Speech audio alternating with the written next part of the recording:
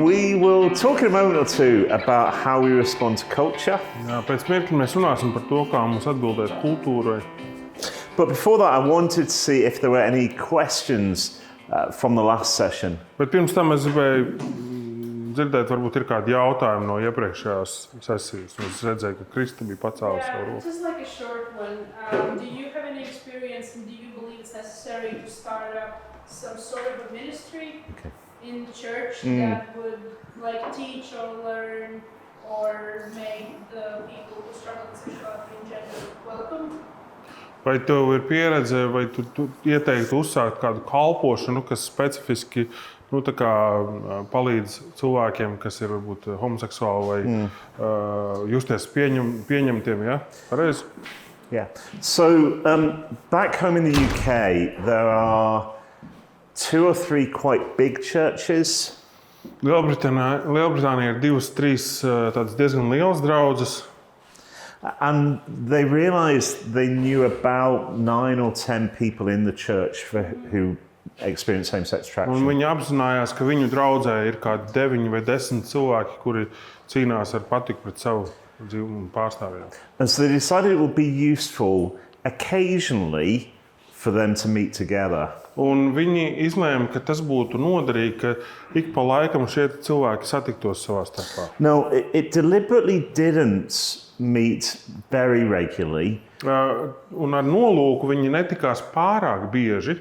Because it didn't want to say your sexuality is the most important thing about you and you must talk about it all the time. Tāpēc, ka viņi negribēja nokomunicēt to, ka, hei, tava seksualitāte ir tas svarīgākais aspekts par tevi un tev par to visu laiku ir jārunā.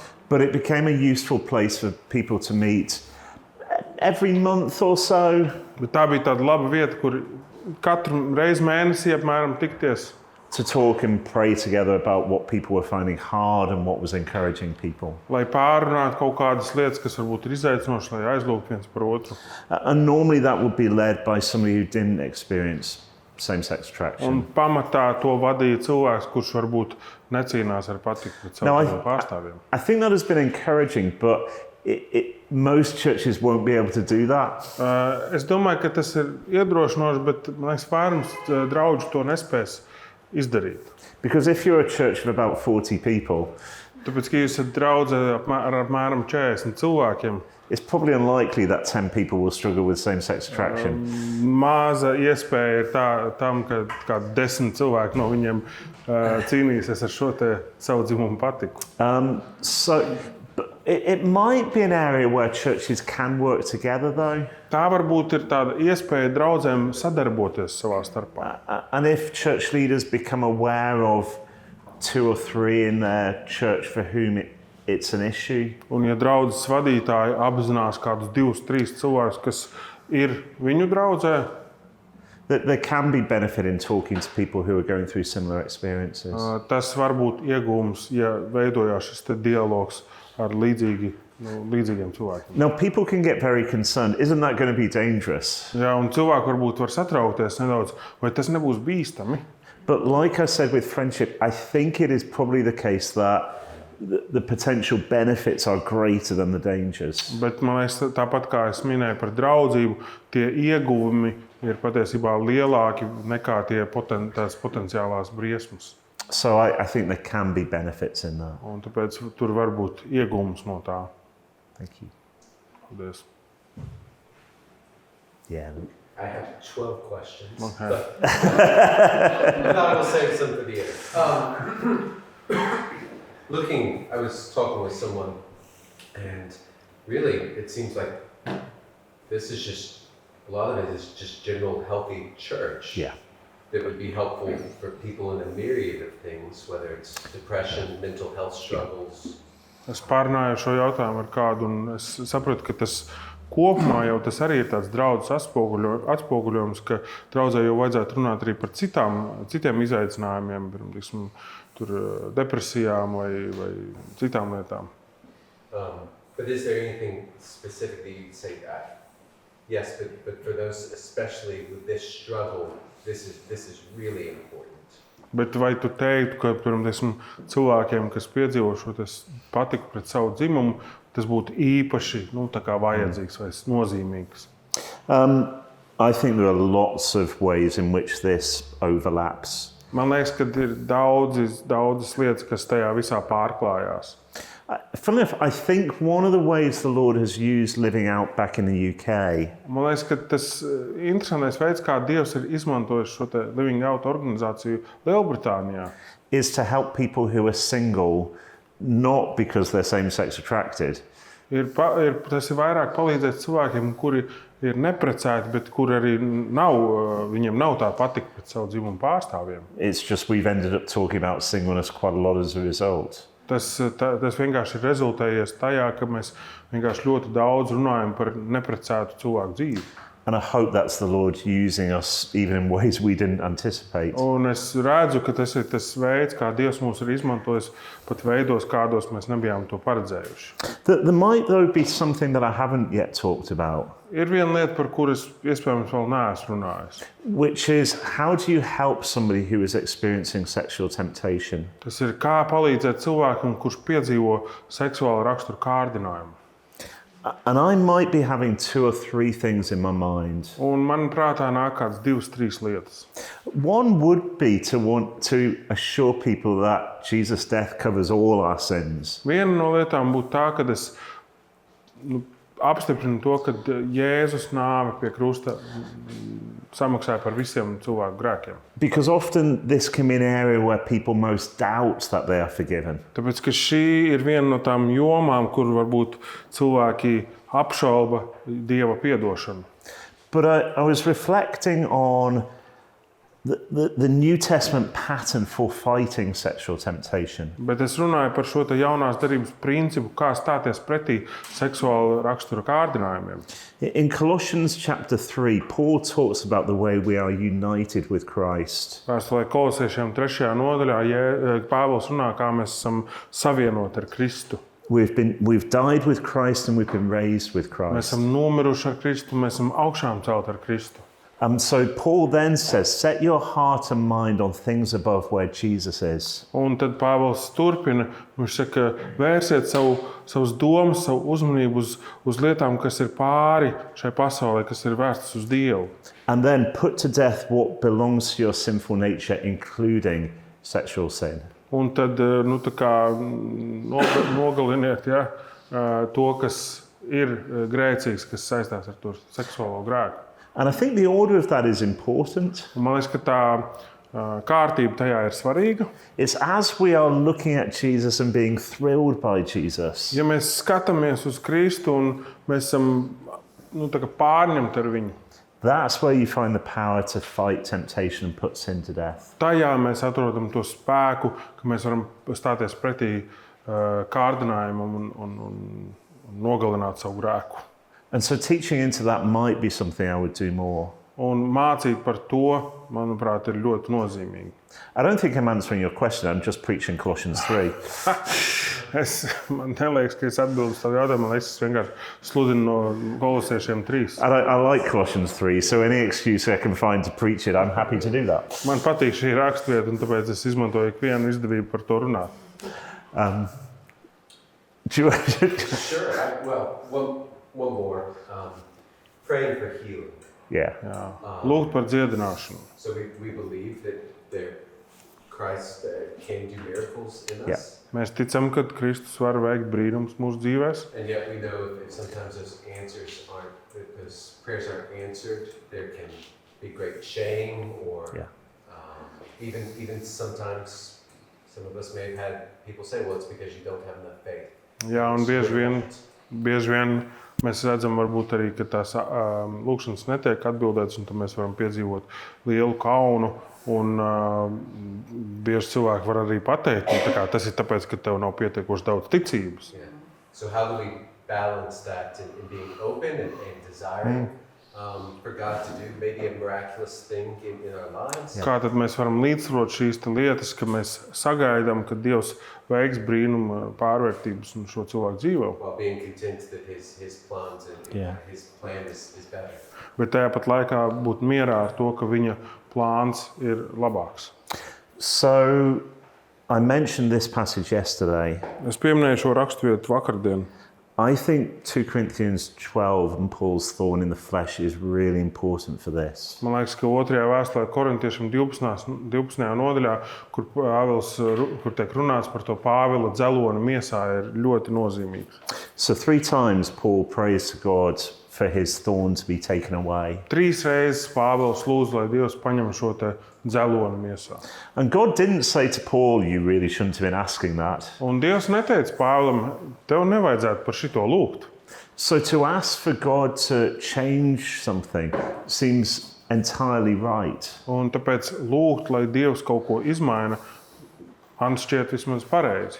But God doesn't say to Paul, I won't take your thorn away because you don't have enough faith. Bet Dievs nepasaka Pāvilam, es nepaņemšu to dzeloni no tavas miesas prom, tāpēc, ka tev nav pietiekoši daudz ticības. He says, I'm going to leave you with the thorn because you are more useful to me with the thorn than without it. Viņš saka, es atstāšu šo te dzeloni tavā miesā, tāpēc, ka tu esi man daudz noderīgāks ar to dzeloni miesā nekā bez tā.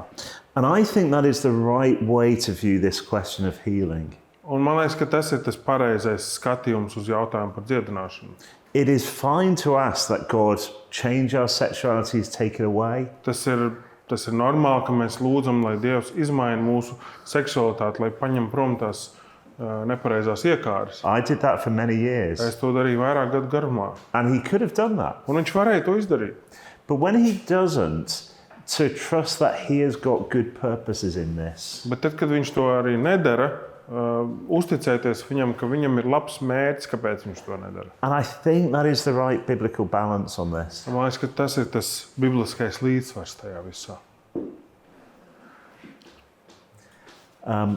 One more question, and then we'll move on. But anybody got one more question? Ir vēl viens jautājums kādam. There is time for more questions at the end, so this isn't your last chance. Beigās arī būs jautājumu un atbilžu laiks, tā kā šis nav jūsu pēdējā iespēja. Nu, labi, pierunāju. Par to veidu, par tām sarunām arī ļoti atbalstu. About the pastoral conversations about speaking things in truth and love. The reason that sometimes maybe there's a confused teenager, sometimes he needs to be sort of like, challenged a little bit so he will wake up from his... Yeah. Have you had that experience? Maybe sometimes you just need to shake him up a bit and then he's fine, Sometimes, yes. Dažreiz tas var būt noderīgi. So, I think the person who needs shaking up is the one who is refusing to repent. Man liekas, ka cilvēku vajag sakratīt tādu cilvēku, tas, kurš atsakās nožēlot grēkus. And the person who's becoming hard-hearted. Un cilvēks, kurš sāk nocietināt savu sirdi. Or maybe the person who says, oh yes, I'll repent, but there's never any change. Bet vai arī cilvēks, kurš saka, jā, es nožēlošu savus grēkus, bet mēs tā arī neredzam šīs pārmaiņas. In that situation, it probably is right to challenge. Šajā situācijā es domāju, ka tas ir piemērot, ka mēs nedaudz izaicinām. But I'm probably not going there to start off with. Bet tas visticamāk nebūs mans sākuma punkts. I'm going to see if this person is willing to repent first. Es gribu ieraudzīt to, ka šis cilvēks grib vispirms nožēlot tos grēkus. That's if they come to me and talk about something. Un tas ir tikai tad, ja viņi nāk un runā ar mani par šīm lietām. Because probably if they talk to me, that's a sign they do want to do something about it. Tāpēc, ka ja viņi ir atnākuši runāt par to, tas man ir liecina par to, ka viņi grib kaut ko darīt šajā labā. Where we are aware of somebody living outside Jesus' teaching, and we have to approach them.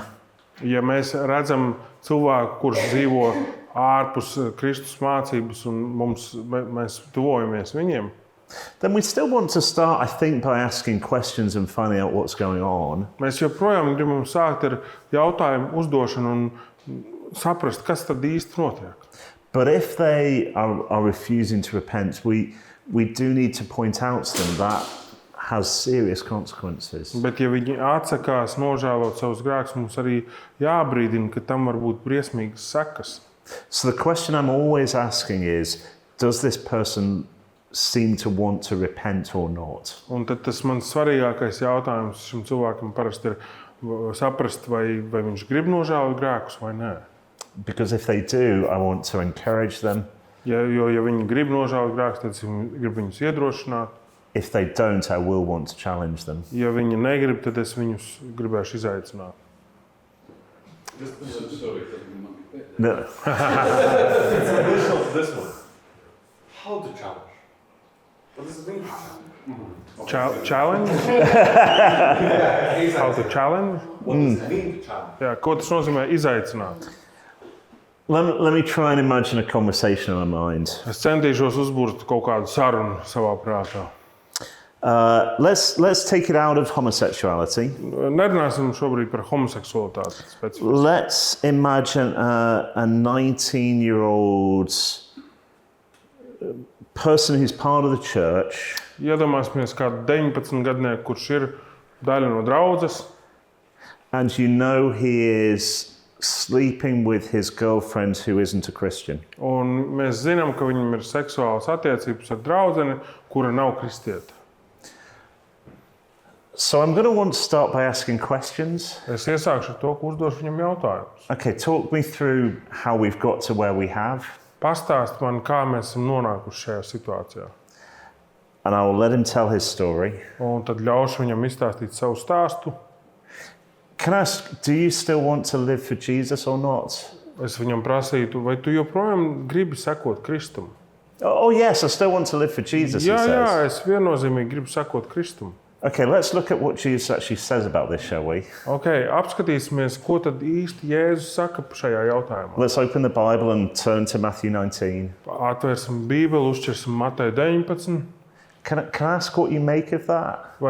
Ko tu domā par to, kas tur teikts? Yeah, but that's not really relevant to us today. Jā, bet tas īsti neatiecās uz mums mūsdienās. So can I ask which Jesus you believe in? Vai es drīkstu tev pajautāt, kuram Jēzum tu īsti tici? A Jesus you've kind of imagined? To Jēzu, ko tu esi tā kā uzbūris savā prātā? Or the Jesus who said this? Vai tam Jēzum, kurš to ir teicis? Because my fear for you is you just beginning to believe in an imaginary Jesus. Tāpēc, ka es baidos, ka tu esi sācis vienkārši ticēt kaut kādam izdomātam Jēzum. And an imaginary Jesus can't save you. Un izdomāts Jēzus nevar tevi izglābt. And so I think you're beginning not to live as a Christian at all. Un man šķiet, ka tu vairs nedzīvo kā kristietis. Now I'm going to let you go away and think about that. Es ļaušu tev tā kā pārdomāt to visu. But I need to be honest, if you keep living like that, we won't be able to treat you as a Christian as the church. Bet man jābūt ir atklātam, ka ja tu turpināsi dzīvot šādu dzīvesveidu, mēs nespēsim pret tevi kā draudz izturēties kā pret kristieti. Now, again, I've done that in 5 minutes. That probably takes 2 hours. Jā, un es, protams, to esmu izstāstījis 5 minūtēs, bet tas visticamāk aizņemt kādas 2 stundas. But those are some of the questions, conversations that I'm having. Bet tie ir tie jautājumi, tās sarunas kādas Now, būtu. can I say, this is where self-awareness is quite useful. Šeit ir tāda, Self-knowledge. jā, knowledge pašapziņa, jā, tā kā sevis, būt atklātam pret sevi ir ļoti nozīmīgi. Because some of us are the kind of personalities who kind of quite like conversations like that. Tāpēc, ka vairumam no mums tas raksturs ir tāds, ka mums patīk šāda veida sarunas. Great, I get to challenge somebody. Brīnišķīgi, es varēšu kādu izaicināt. And if that's us, we will need to learn to slow down Un, ja mēs esam tādi, tad mums ir jāiemācās bišķi piebremzēt. and be kind and patient. Būt laipniem, būt pacietīgiem.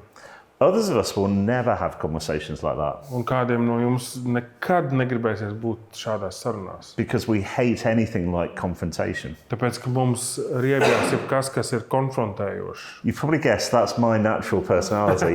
Es pieļauju, ka jūs jau pamanījāt, ka tas tāds es esmu pēc rakstura. Funnily enough, the most loving thing I've ever done for somebody is challenge them. Un interesantā kārtā vismīlošākā lieta, ko esmu kādu labā izdarījis, ir tieši viņu izaicināt. Because it half killed me to do it. Tāpēc, ka tas pa pusē mani nogalināja to izdarīt. Because that's not where my natural personality goes. Tāpēc, ka tas nav tā, kā tas esmu pēc rakstura. And so most church leaders will need to know what is my natural instinct. Un vairumam draudzes vadītāju ir jāapzinās, kāds ir mans tas raksturs. And how am I aware of the dangers that my personality will bring? Vai es pamanu tās vājās puses, ko mans raksturs var kā es varu izturēties pret cilvēkiem. Jā. Thank you so much. Pleasure. Shall I move on? Turpināsim. What I want to do in this session is think about how we relate to culture. Šajā lekcijā mēs apskatīsim, kā tad atbildēt uz apkārtējo kultūru.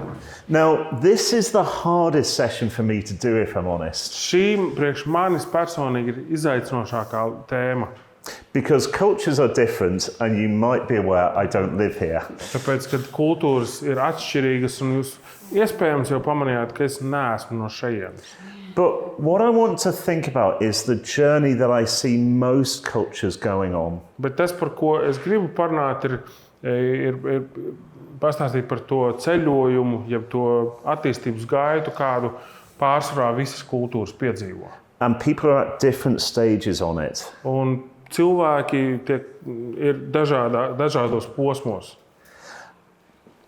Most cultures are on a journey towards affirming same-sex marriage. Vairums kultūru ir ceļā uz to, ka viņi apstiprina viendzimumu laulības.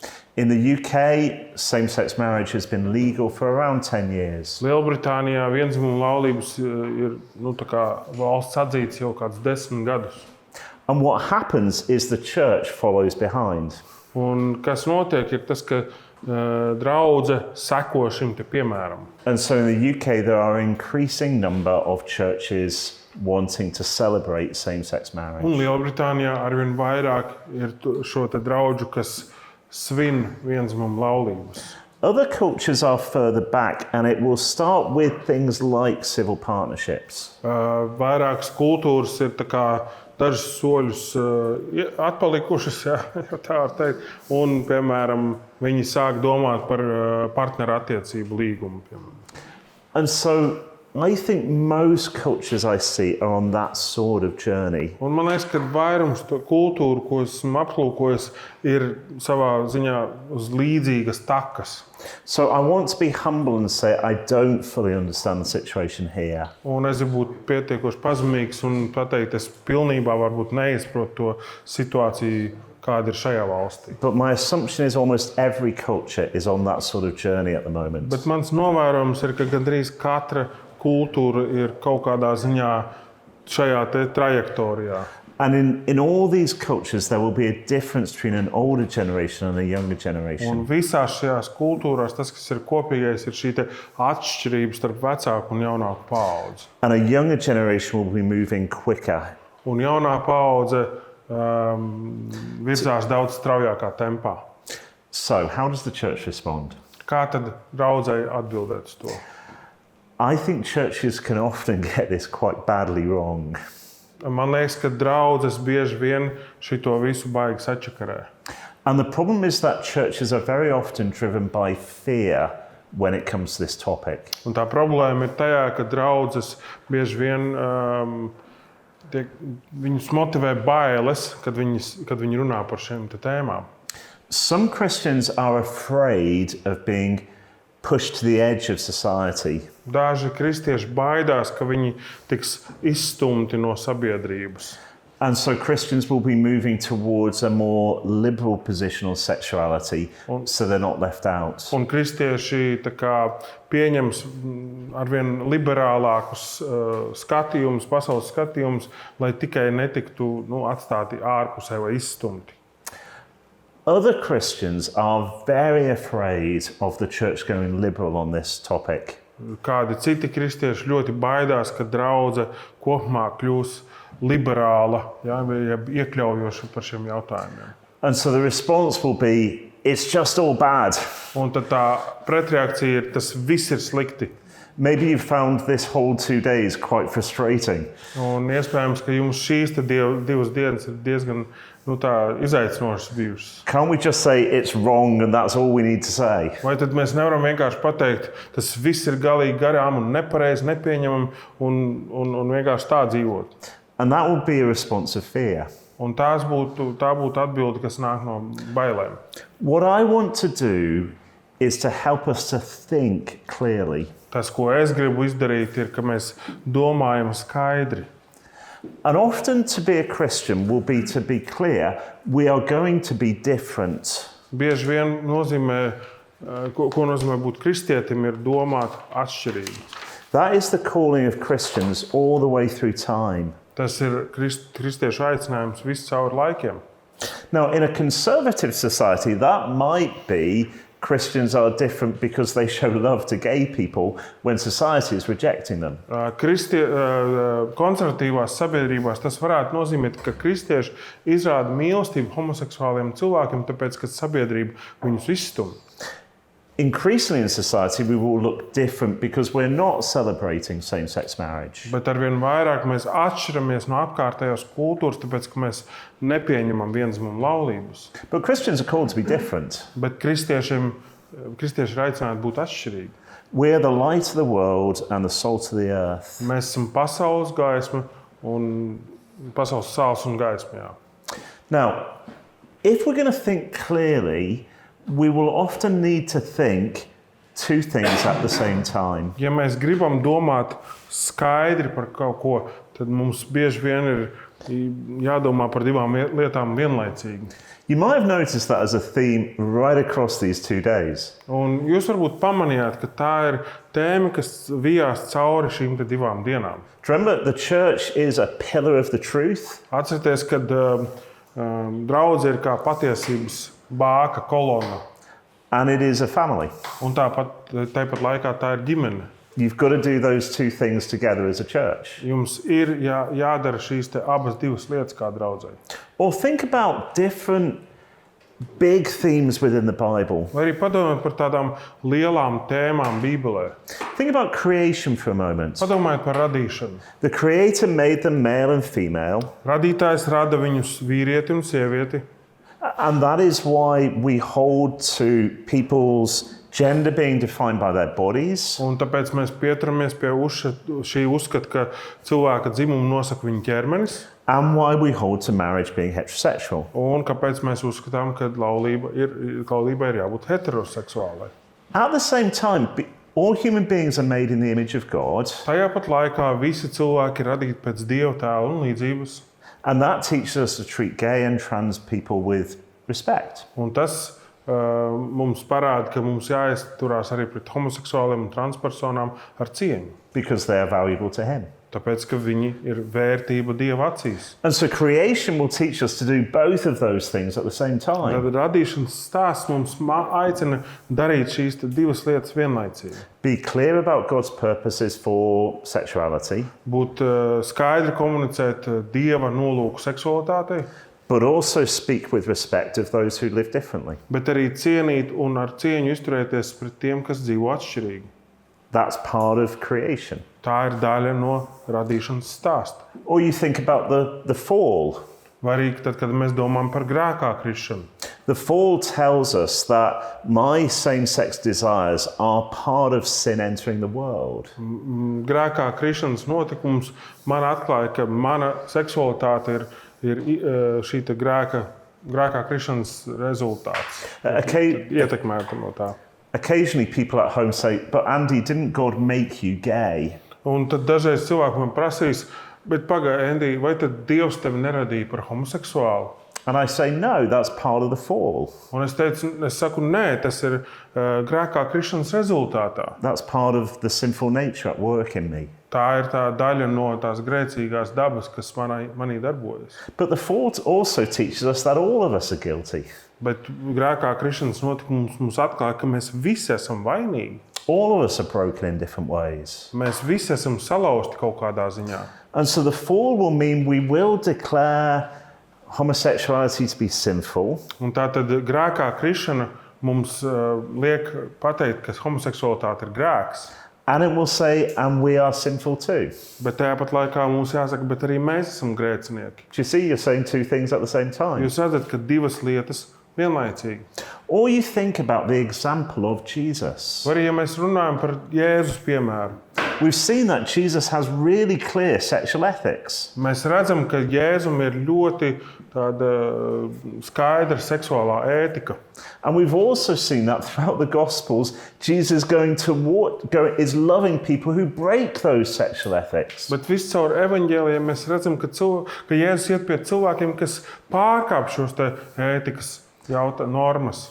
If we handle this well, we will have to learn to say two things at once. Ja mēs gribam ar to tā kā labi sadzīvot, tad mums būs jāmāca šīs divas lietas vienlaicīgi. And that's difficult because one message is much easier.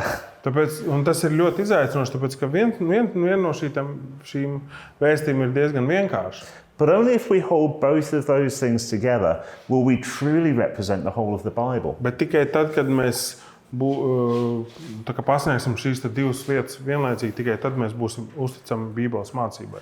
So, apologies, it's late on a Saturday afternoon and I'm trying to get us to think two different things at the same time. Un es atvainojos, ir sestdienas pēcpusdiena un es jums lieku domāt par divām lietām vienlaicīgi.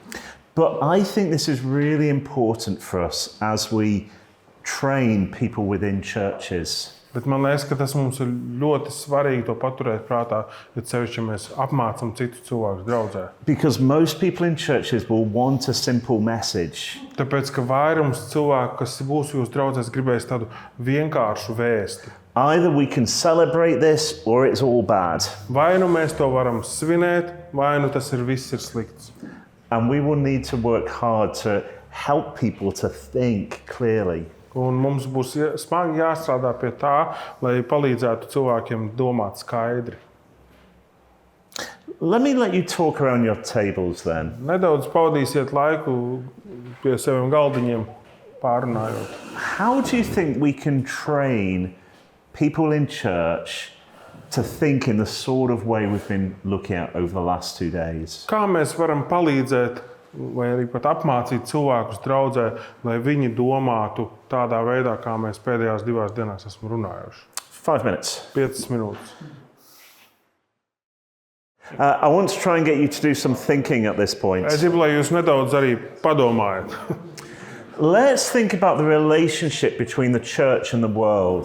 Padomāsim, kādas ir draudzes attiecības ar pasauli. And the Bible gives us the material that we need to think through this. Un Bībele mums patiesībā pasaka priekšā, kā par to domāt. So let me take you to a passage in 1 Corinthians chapter 5. Aplūkosim 1. Korintiešiem 5, 9, 10, 12. The situation in 1 Corinthians 5 is that there is a situation of sexual sin within the church. Un tā situācija šajā vēstulē ir tas, ka draudzē ir šis seksuāla rakstura grēks. And Paul has told the church that they need to deal with it. Un Pāvils saka draudzē, ka draudzē jātiek ar to galā. It isn't okay for people to commit sexual sin and the church say, that doesn't matter. Jā, tas nav pieņemami, ka draudzē notiek šis seksuālais grēks, un ka draudze saka, tas viss ir pieņemami. We need to have the sort of conversations we were talking about earlier. Mums ir jāveic šādas sarunas, par kurām mēs runājam, kā mēs pieminējām iepriekš. But Paul says there is something we need to bear in mind. Bet Pāvils arī piemetina, ka mums kaut kas ir jāpatur prātā. Let me read these verses from 1 Corinthians 5. Es nolasīšu šo rakstu vietu. I wrote to you in my letter not to associate with sexually immoral people, not at all meaning the people of this world who are immoral, or the greedy or the swindlers who are idolaters. In that case, you would have to leave this world. What business is it of mine to judge those outside the church? Are you not to judge those inside? Es jums rakstīju savā vēstulē, lai nebiedrojaties ar netikļiem. Es nedomāju vispār ar šīs pasaules netikliem vai mantraušiem, vai laupītājiem, vai alku kalpiem. Tad jau jums vajadzētu aiziet no šīs pasaules. Kāda mana daļa tos tiesāt, kas ārā? Vai jums nav jātiesā tie, kas iekšā? And so Paul is passionate about the purity of the church. Un Pāvilam ir svarīga draudzes šķīstība. But he is not expecting us to achieve the purity of society. Bet viņš nesagaida, ka mēs veicināsim arī sabiedrības šķīstību. Because non-Christians will live like non-Christians. Tāpēc, ka nekristieši dzīvos kā nekristieši.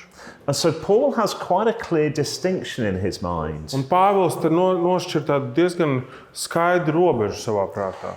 If there is somebody who is living a sexually immoral life in the church, we are to challenge them. Ja kāds cilvēks dzīvo seksuālā grēkā draudzes kontekstā, mums ir jāizaicina šis And cilvēks. maybe even carry out some form of church discipline against Un them. iespējams mums ir jāpiemēro arī draudzes disciplīna attiecībā uz šo cilvēku. But what are we to do to the non-Christian who is living a sexually immoral life? Bet ko darīt ar nekristieti, kurš dzīvo amorālu seksuālu dzīvi? Paul says we're deliberately to go and spend time with them. Pāvils saka, ej un pavadi laiku, apzināti. You're not to step back from them. Tev nav jābēg no viņa. In many ways, you're to be like Jesus, who goes towards the woman at the well in Samaria. Lielā mērā mums ir jābūt kā Jēzum, kurš iet un satiek šo sievieti pie akas Samarijā. And to spend time with them, engage with them. Pavadīt laiku ar viņiem, iedraudzēties. Can I say, I think that is hugely important to get our heads around. Un man liekas, ka tas ir ļoti nozīmīgi, ka mēs to paturam prātā. Because some people, Christians will think, if I spend time with a non-Christian gay couple, am I compromising? Tāpēc, ka daudzi kristieši savā prātā uzskata, ja es pavadīšu laiku ar nekristīgu homoseksuālu pāri, vai tikai es tā kā nekompromitēšu sevi. Not at all. Nepavisam nē. Paul says we are to go towards the person outside the church who is living a sexually immoral life. Pāvils saka, ka mums ir jāiet pie cilvēkiem, kas ir ārpus draudzes, kas dzīvo seksuāli amorālu dzīvi. In other words, we need to think clearly there is a difference between the church and the world. Citiem vārdiem sakot, mums jādomā skaidri par to, ka ir atšķirības starp draudzi un apkārtējo pasauli. I am passionate about the church standing firm on this. Es esmu ar degsmi pārliecināts, ka draudzē ir jābūt šeit nostājai. I'm not surprised when the world goes in the opposite direction. Un mani nepārsteidz, ka pasaule iet pretējā virzienā. And in the end, it is unhelpful, I think, to have wrong expectations of what society will do. Un man liekas, ka tas ir pat nepareizi, ka mēs sagaidām, ka mūsu skatījums ir tā, ka mēs sagaidām, ka sabiedrība rīkosies savādāk. Think about Romans chapter 1. It's my fault, I didn't put it well. Think about Romans chapter 1 for a moment. Padomājiet par Romiešu vēstules 1. nodaļu. Do you remember the problem facing the whole of the world? Atcerieties, kāds bija izaicinājums tajā laikā visā pasaulē. We don't give glory to God or give thanks to Him. Mēs nepagodinām Dievu un nepasakamies viņam. That is the main problem. Tā ir tā galvenā problēma. There are various things that happen as a result, including Tā rezultātā ir arī citas problēmas, homosexual relationships. ieskaitot homoseksuālas attiecības.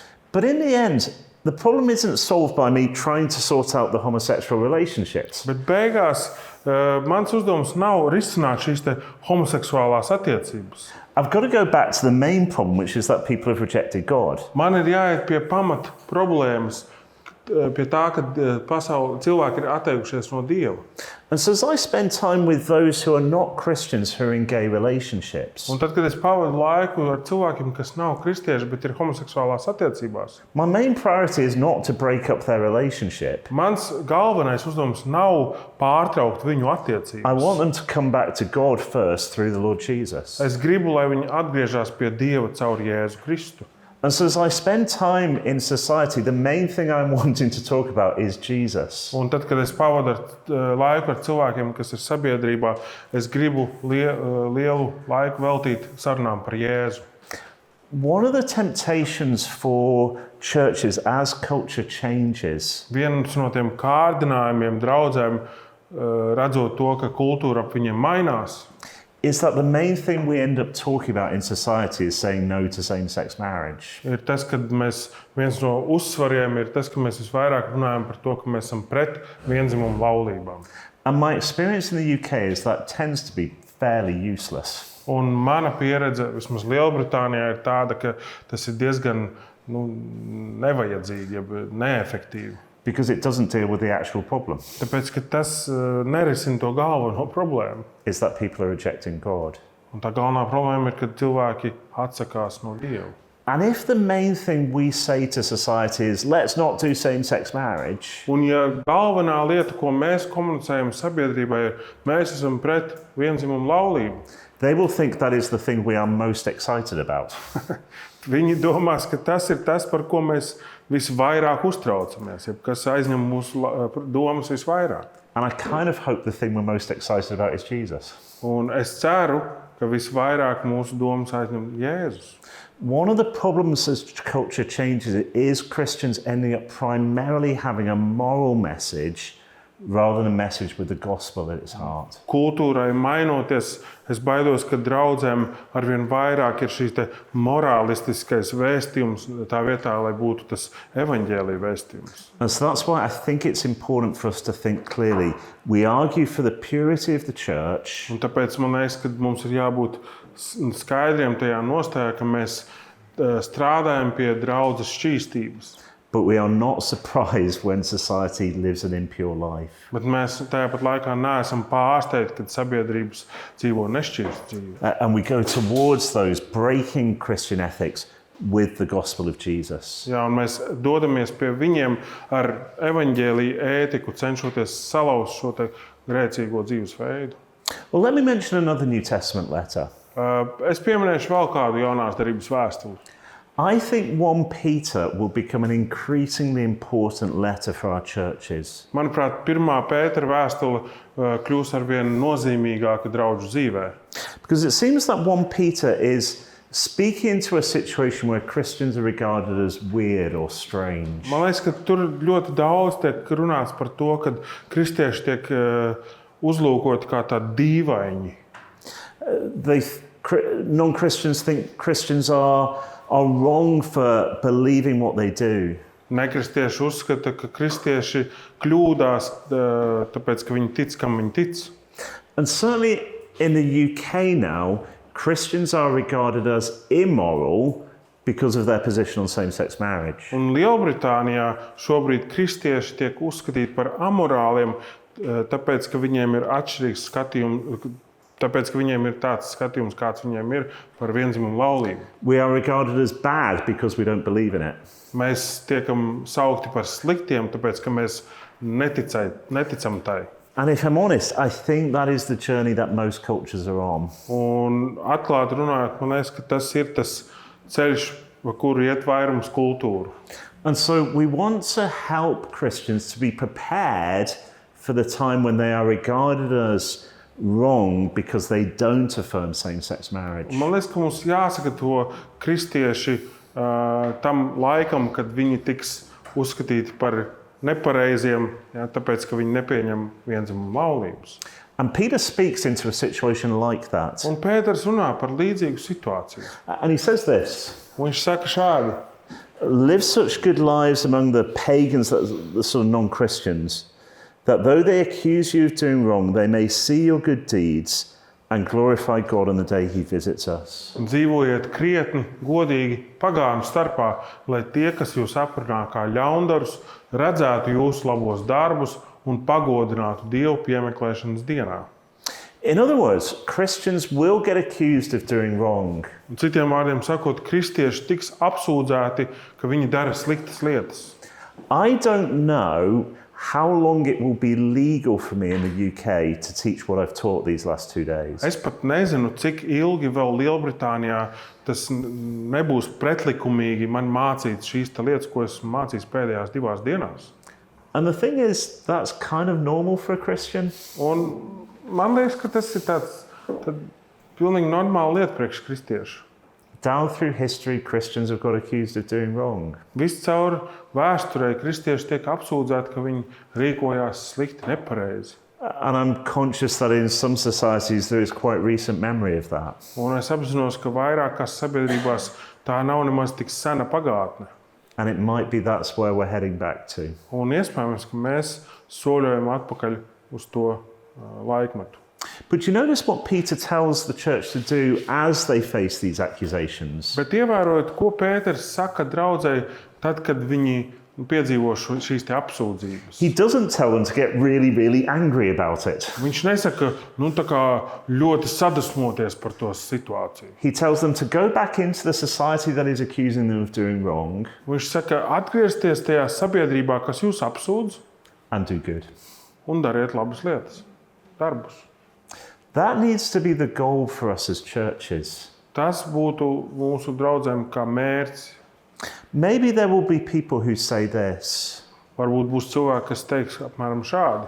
I find your views on sexuality really bad and old-fashioned. Man liekas, ka tavi uzskati par seksualitāti ir diezgan novecojuši un slikti. And yet as you live your life, you're the kindest, most compassionate people I know. Bet, iepazīstot tevi un redzot, kā tu dzīvo, tu esi viens no tādiem jaukākiem, līdzjūtīgākiem cilvēkiem, ko es pazīstu. How do those things fit together? Kā šīs divas lietas savienojās? That's the goal, to provoke questions like that. Tas ir tas mērķis, lai cilvēkiem rastos šādi veidi jautājumi. And we will need to help people in our churches to respond like that. Un mums jāpalīdz cilvēkiem mūsu draudzēs atbildēt šādā veidā. Because if we are pushed to the edge of society, it will be so tempting to get angry and defensive. Tāpēc, ka ja mēs tiekam izstumti no sabiedrības, būs ļoti kārdinoši ieņemt tādu aizsardzības pozīciju un kļūt dusmīgiem. And we will have to learn to go back into a society and do good. Un mums būs jāiemācās atgriezties atpakaļ sabiedrībā un darīt labas lietas. In other words, we want to leave a question mark running behind us. Un savā ziņā mēs gribam atstāt jautājumu zīmi aiz sevīm. How can you hold these views and still be so kind? Kā tu vari domāt šādā veidā un joprojām būt tik laipns? Now, how do we answer questions? Kā mums atbildēt uz jautājumiem? I remember speaking to a group of Christian 17 or 18-year-olds recently. Es atceros, ka nesen man bija iespēja uzrunāt 17, 18 gadīgus kristiešus. Normally, Andrew speaks to young people, but I was allowed to on this occasion. Parasti Andrew ir tas, kurš uzrunā jauniešus, bet šajā reizē man arī atļāva. And they asked this question. Un viņi uzdeva šādu jautājumu. At school, as we get asked, the question we get asked at school is this. Skolā bieži vien mums uzdod šo jautājumu. Why do Christians hate gay people? Kāpēc kristieši ienīst gejus?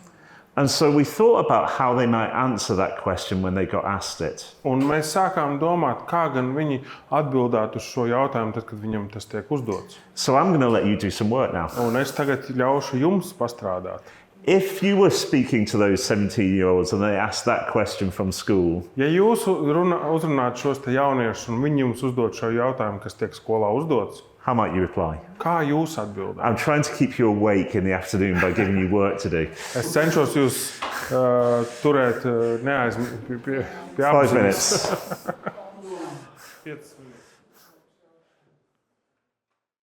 Okay, let me pull you back together. Labi, turpināsim, ja?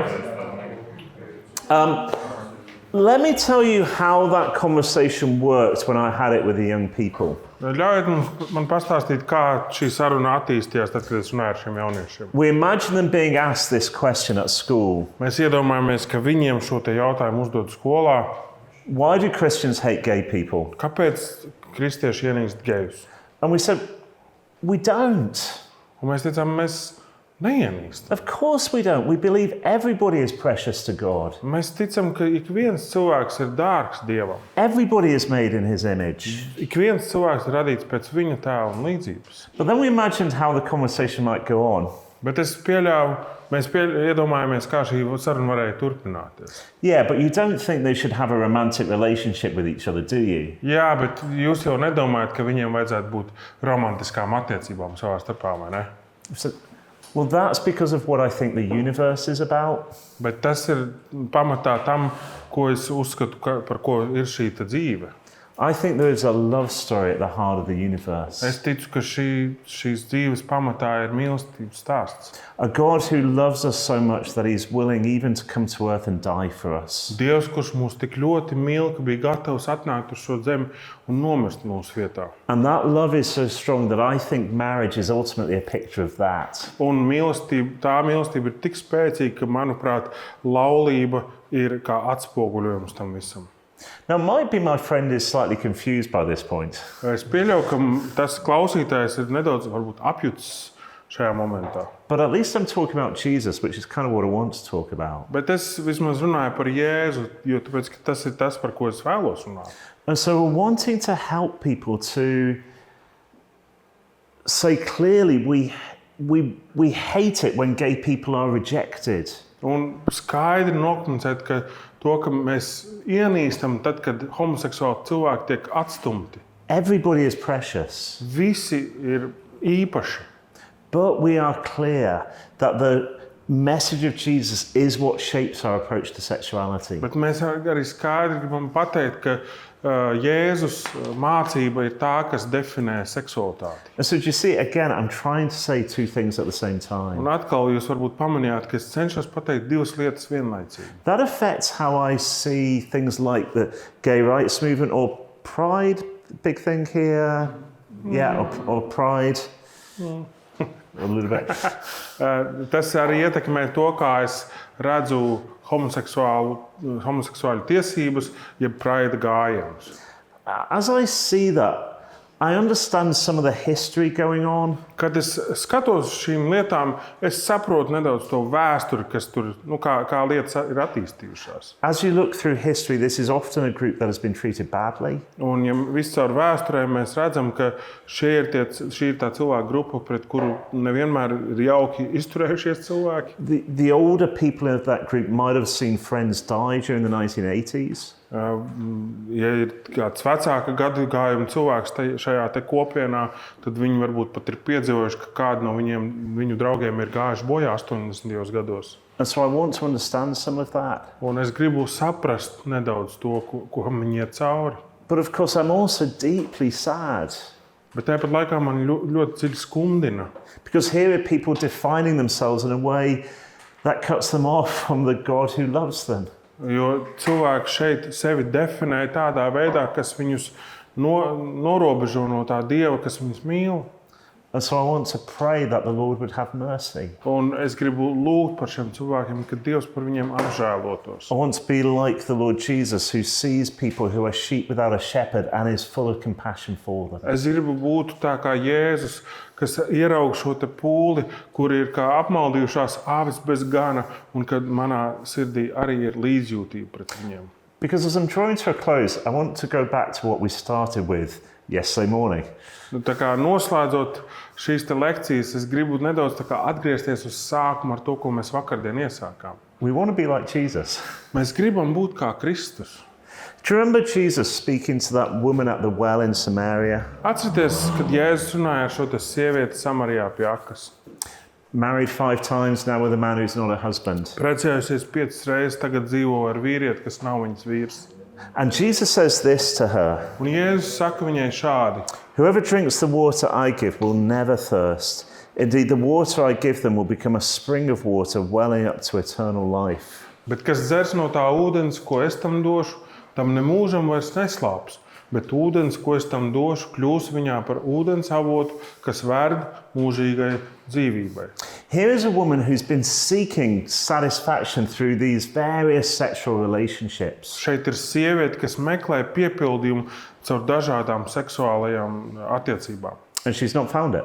Un viņa joprojām nav atradusi to piepildījumu. Which in many ways is a picture of society. Un savā ziņā tā ir tāda sabiedrības bilde. You think of the greater sexual freedom over the last few years. Padomājiet par šo te lielisko seksuālo brīvību, ko mēs esam redzējuši pēdējos gados. It hasn't meant that we're all delightfully happy as a result. Tā rezultātā nav tā, ka visi cilvēki ir kļuvuši pārlaimīgi. Because Jesus is the one who offers living water. Tāpēc, ka Jēzus ir vienīgais, kurš piedāvā dzīvības ūdeni. and the eternal life that connects us to God. un mūžīgo dzīvi, kas mūs sasaista ar Dievu. And so I want us to have confidence that whatever happens in our society, the message of Jesus is still good news. Un es gribu jūs iedrošināt, ka, lai arī kas mūsu sabiedrībā notiktu, tā Jēzus vēsts ir nemainīga. Because he's the one who offers living water. Jo viņš ir tas, kurš piedzīvo mūžīgo dzīvības ūdeni. One of the main passages that regards same-sex relationships as sinful comes from 1 Corinthians. Galvenā raksturvieta, kas runā par to, ka homoseksualitāte ir grēks, nāk no 1. vēstules korintiešiem. And Paul will say, that is what some of you were. That is how some of you used to be living. Un Pāvils tur saka, tādi bija daži no jums, daži no jums tā bija dzīvojuši. In other words, in the early church, there were people who were converted from gay relationships. Un citiem vārdiem sakot, agrīnajā draudzē bija cilvēki, kas tika konvertēti jeb izmainīja savu homoseksuālo dzīvesveidu. And I want us to be confident that the Holy Spirit can still do the same today. Un es gribu būt pārliecināts par to, ka Svētais Gars to joprojām var izdarīt arī mūsdienās. Wouldn't it be great if in a few years' time in our church it could be said, and that is how some of you used to be living? Vai tas nebūtu brīnišķīgi, ka mēs savās draudzēs varētu pēc dažiem gadiem teikt, daži no jums bija dzīvojuši šādi, But now you've been changed and washed and saved by Jesus. bet tagad jūs esat izmainīti un nomazgāti un izglābti caur Jēzu. Let me end my teaching session by telling you a story. Es nobeigšu savu lekciju pastāstot kādu stāstu. Often on this whole area, it is stories that feel most powerful. Un, kad mēs runājam par šīm tēmām, stāsti ir tie, kas atstāja vislielāko iespaidu. Let me tell you the story of Anna. Es pastāstīšu par Annu. She is a mixture of various people that I know. Viņa ir tā kā tāds veidojums no dažādiem cilvēkiem, ko es pazīstu. She didn't grow up in a Christian family. Viņa neuzauga kristīgā ģimenē. And at the age of 14 or 15, she discovered that her feelings were towards other women. Un 14-15 gadu vecumā viņa atklāja, ka viņai ir patika pret sievietēm. And during her later teenage years, she got into 1 or 2 romantic relationships. Un vēlāk pusauģu gados viņa jau iesaistījās vienā vai divās romantiskās attiecībās. She moved away from home to a new area. Viņa pārcēlās no savas dzimtās vietas uz citu vietu. And she met some Christians in her neighborhood. Un viņa iepazinās ar kādiem kristiešiem savā rajonā. They knew about the relationship she had, but they loved her and got to know her. Viņi zināja par viņas attiecībām, bet viņi joprojām gribēja ar viņu iepazīties un iemīlēja viņu. They invited her along to church. Viņi aicināja līdzi uz draudzi. And over a period of a few months, she heard the message of Jesus. Un vairāk mēnešu garumā viņa dzirdēja vēstu par Kristu. And the Holy Spirit worked in her heart and she gave her life to Jesus. Svētais Gars darbojās viņas sirdī un viņa atdeva savu dzīvi Kristum. That's basically the story of a good friend of mine. Tas pamatā ir tāds mana tuva drauga stāsts. And she had the clarity that did mean an end to her relationships. Un viņai bija tajā momentā skaidrs, ka tas nozīmē viņas attiecību beigas. And that wasn't always easy for her. Sometimes it was painful. Un tas nevienmēr bija viegli viņai, tas dažreiz bija ļoti sāpīgi. Painful as she watched friends get married and have children. Un ceļš tas sāpīgi bija tad, kad citi draugi ap viņu sāk precēties un viņiem dzima bērni. But she threw herself into the life of the church. Bet viņa iesaistījās draudzes dzīvē. She ended up leading the youth work and she had spiritual children. Viņa sāka vadīt jauniešu kalpošanu un viņai bija garīgie bērni. She found that Jesus was wonderfully sympathetic as he walked with her. Un viņa atklāja to, ka Jēzus bija ļoti līdzjūtīgs, ceļš tad, kad viņa turpināja dzīvot Kristumu. She found that some of the pain wasn't worth comparing with the glory that we'll experience one day. Un viņa saprata, ka šīs ciešanas, šīs sāpes, ko viņa piedzīvo tagad, ir nesalīdzināmas ar to godību, ko viņa kādu dienu piedzīvos. Eventually, Anna dies. Un kādu dienu Anna nomira. And she meets the Lord. Viņa satiek to kungu. I saw it all. Well done, good and faithful servant. un viņi dzird šos vārdus, labi darīts, tu godīgais un uzticamais kalps. Come and enjoy your wedding day. Ienāc savu kunga priekā, ja izbaudi savu laulības dienu. And 10,000 years into eternity, she says, I'm so glad I was faithful to Jesus. Un 10,000 gadus mūžībā Anna saka, es esmu tik priecīga, ka es biju joprojām uzticama Kristum. That's the Christian story. Tas ir kristiešu stāsts. And I want us to be confident it's the best story in the world. Un es gribu, lai jūs arī esat pārliecināti, ka tas ir labākais stāsts šai pasaulē. And whatever our situation and our story, Un lai arī kādā mēs esam situācijā un kāds ir mūsu stāsts, there's a wedding day to look forward to for those who are faithful to ir Jesus. kāzu dienu, pēc kuras mēs ilgojamies, ir sevišķi tie, kas ir Kristus sekotāji. And it will be the best experience this universe has ever known. Un tā būs labākā pieredze, kāda šajā visumā būs pieredzēta. I can't wait. Es nevaru sagaidīt.